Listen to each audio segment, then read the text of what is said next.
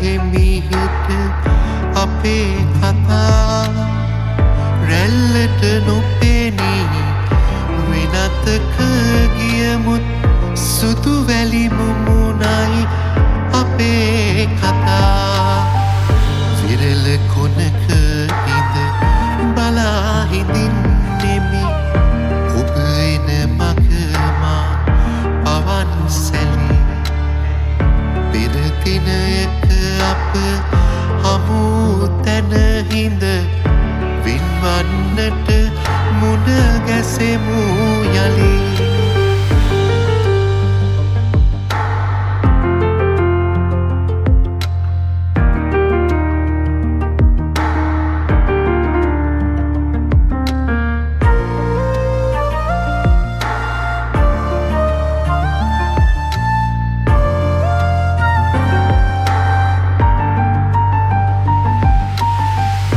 ඔබ හා දොඩනට